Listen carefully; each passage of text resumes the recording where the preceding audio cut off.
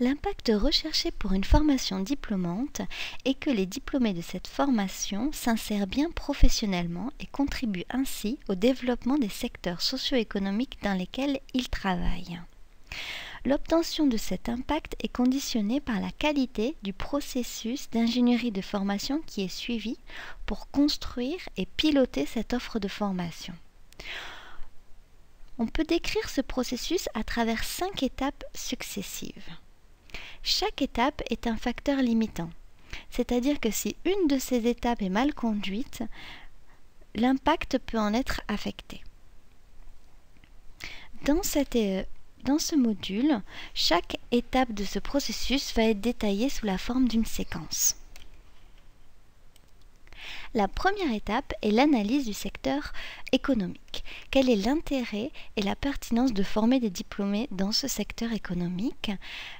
On va s'intéresser ici aux aspects quantitatifs. Combien de diplômés sont nécessaires dans ce secteur? Quel est le niveau d'études nécessaire? Est-ce qu'il faut former des techniciens, des licenciés, des masters? Pour cela va être fait en étroite concertation avec les professionnels à l'aide d'enquêtes, une analyse précise des emplois et des métiers et une analyse prospective. Cette étape sera détaillée dans la séquence 2 de ce module. La deuxième étape est l'analyse du contexte académique. On s'intéresse ici à l'adhésion de l'institution dans l'élaboration de cette formation. On étudiera les intentions politiques et institutionnelles, quels sont les cadres académiques dans lesquels on s'insère, quelles sont les formations qui existent, est-ce qu'on est dans un cursus d'ingénieur, une licence, la formation continue. On étudiera également le cadre réglementaire, ainsi que la préexistence des relations avec les professionnels. Pour cela, il va falloir mener des consultations des instances décisionnelles, des équipes de direction, recueillir toutes les informations réglementaires, analyser la gouvernance de cette formation et les potentiels freins au changement et à la mise en œuvre de cette nouvelle formation. On réalisera également une enquête sur les relations entre l'université et les professionnels. L'étape va être détaillée dans les séquences 3 et 4 du module. La prochaine étape est l'analyse des emplois et des compétences. Quelles sont les compétences qui devront être construites durant ce cursus de formation? Pour cela, il faut réaliser une analyse fine des emplois en termes de tâches et d'activités pour arriver à cette approche de compétences. S'appuyer ou réaliser un référentiel métier pour obtenir ensuite le référentiel des compétences de la formation. Comment réaliser cette étape sera décrit dans la séquence 5 du module.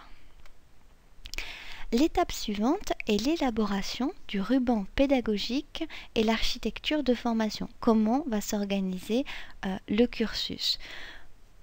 On va obtenir à ce niveau-là une architecture de formation en termes de tronc commun, options, comment vont se succéder donc les différents modules, ce qu'on appelle le ruban pédagogique, quels sont les prérequis nécessaires pour suivre cette formation, est-ce qu'il va y avoir des stages et quelles seront les actions professionnalisantes, des stages collectifs ou des projets individuels tutorés, par exemple par des entreprises. On étudiera cette étape dans la séquence 6. La cinquième étape de ce processus d'ingénierie de la formation est l'élaboration du programme des unités d'enseignement et des modules. On s'intéresse ici à ce qui se fait précisément durant le programme du module, c'est-à-dire les cours, les sorties de terrain, les travaux pratiques, les travaux dirigés.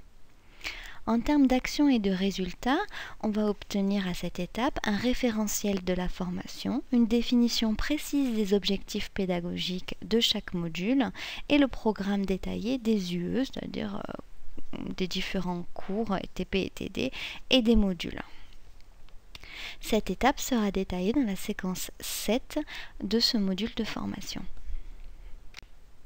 La dernière étape de ce processus est la pédagogie, ce qui se fait directement durant les cours, pendant le face-à-face ou à distance bien sûr, entre les étudiants et les enseignants. Et donc au niveau des actions et des résultats, donc ça va être un ensemble de techniques pédagogiques et ressources pédagogiques qui sont mises en œuvre durant les cours. On détaillera tous ces aspects-là dans la séquence 8 du module.